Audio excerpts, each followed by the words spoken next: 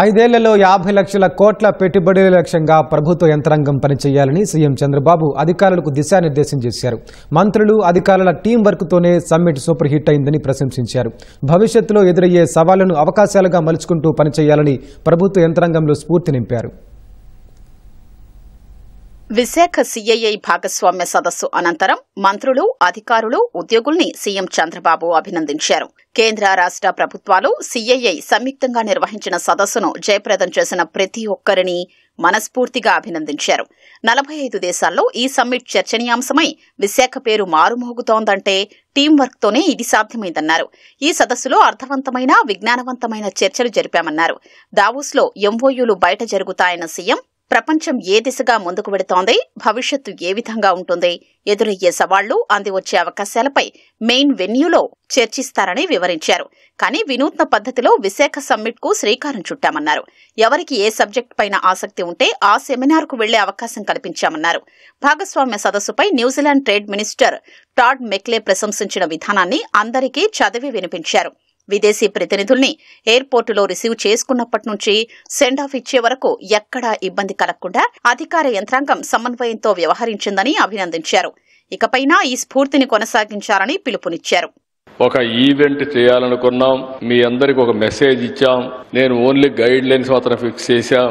ఈ వెన్యూ దగ్గర నుంచి, మెనూ దగ్గర నుంచి, హాస్పిటాలిటీ దగ్గర నుంచి, the way you have made it lively, ఎయిర్పోర్ట్లో రిసీవ్ చేసుకున్నప్పటి నుంచి సెండ్ ఆఫ్ ఇచ్చే వరకు మీరు చూపించిన ఉత్సాహం, మీరు చూపించిన hospitality, hands off to all of you. 45 కంట్రీస్లో ఈరోజు చర్చనీయాంశం చేయగలిగారు. అది తెలుగువారి ప్రతిభ. మా వాళ్ళైతే ఎమ్మెల్యేలు కూడా పోటీ పడ్డారు, మంత్రులు పోటీ పడ్డారు. కడాన ఐటీ మినిస్టర్ అయితే మంగళగిరి చీరలు కూడా ఇచ్చి ఆస్ట్రేలియా నుంచి వచ్చినటువంటి మంత్రి కానీ కౌన్సిల్ జనరల్ ఆ చీరలు కట్టుకొని వాళ్ళు చాలా ఆనందపడ్డారు. అంటే మన నాగరికతలో, మన సంస్కృతిలో భాగస్వాములు చేయించిన ఘనత కూడా మనకు దక్కింది. దేశంలో ఎప్పుడు కూడా మీరు ఒకసారి చూస్తే ఏ రిఫార్మ్ అయినా అమలు చేయాలంటే అది ఆంధ్రప్రదేశ్కే సాధ్యమని గతంలో నిరూపించాం. మళ్ళీ ఈరోజు నిరూపించే పరిస్థితికి వచ్చాం.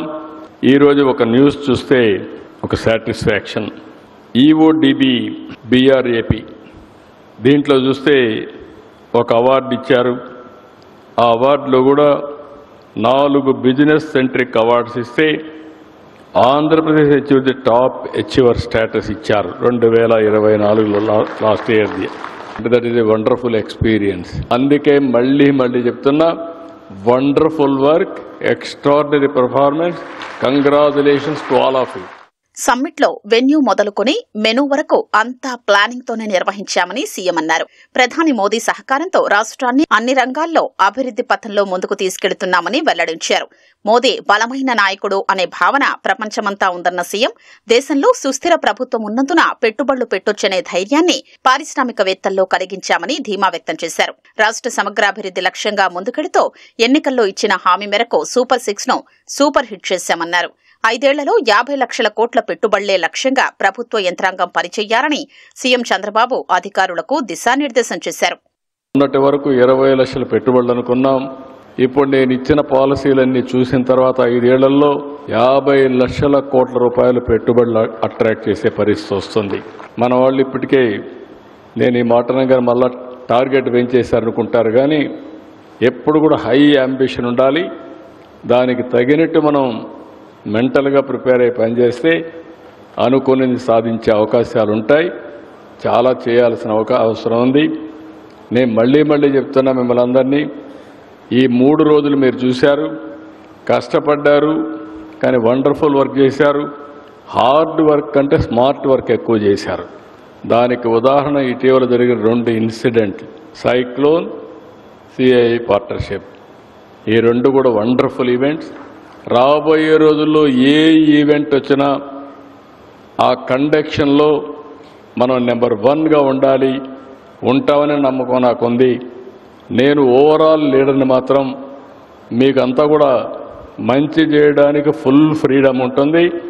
చేయడమే కాదు, దానివల్ల మీ యొక్క గౌరవం పెరుగుతుంది సమాజంలో. ఈరోజు మనందరం కలిసి ఒక టీం కింద పనిచేశాం కాబట్టి ఈ ఫలితాలు వచ్చాయి. సమావేశంలో పాల్గొన్న మంత్రి లోకేష్ అంచనాలకు మించి పెట్టుబడులు వచ్చినందుకు హర్షం వ్యక్తం చేశారు. అందుకు శ్రమించిన ప్రభుత్వ యంత్రాంగాన్ని ప్రశంసించారు. 1995 నుంచి 2004 వరకు ఆనాడు ముఖ్యమంత్రి చంద్రబాబు నాయుడు గారు ఎలా అయితే ఒక టీం వర్క్ తో అద్భుతంగా పనిచేసి అద్భుతాలు సృష్టించారో మేమందరం కూడా అదే పట్టుదలతో ఉన్నాం. ఆయన హిస్టరీ రీరైట్ చేసే దాంట్లో ఒక ఫుట్ నోట్లన్నా మేమందరం ఉండాలి అనే లక్ష్యంతో మేము ఇక్కడ పనిచేస్తున్నాం. మీ అందరి సహకారం చాలా చాలా అవసరం. ఇప్పటికే స్వర్ణాంధ్ర విజన్ మనం రూపొందించుకుంటూ కూడా జరిగింది. దాంట్లో చాలా స్పష్టంగా ఒక $2.4 ట్రిలియన్ ఎకానమీగా ఆంధ్ర రాష్ట్రాన్ని తీర్చిదిద్దాల్సిన బాధ్యత ఇక్కడున్న మనందరి పైన ఉంది. ఒక 5 సంవత్సరాలు ఆర్నిసలు కష్టపడితే పక్క రాష్ట్రాల కన్నా అద్భుతంగా మనం పని చేయగలుగుతాం. తలసరి ఆదాయంలో దక్షిణ భారతదేశంలోనే టాప్ 3 రాష్ట్రాలుగా ఆంధ్ర రాష్ట్ర కేర్ ఆఫ్ అడ్రస్ గా అవుతాం కూడా ఖాయం. We're all going to create history. We're going to make history together. This is our times. This is inspiring times. Andhra రాష్ట్రాన్ని అన్ని రంగాల్లో నంబర్ 1 చేద్దామని ఈ సభాముఖంగా తెలుపుకుంటూ మీ అందరి దగ్గర నుంచి సెలవు తీసుకుంటున్నా. అంతకుముందు ఆంధ్రప్రదేశ్ పెవిలియన్ ను సీఎం సందర్శించారు. సిఆర్డీఏ రూపొందించిన రాజధాని అమరావతి నమూనాతో పాటు క్వాంటం నమూనాను పరిశీలించారు. రోబోల పనితీరును ఆసక్తిగా తిలకించారు.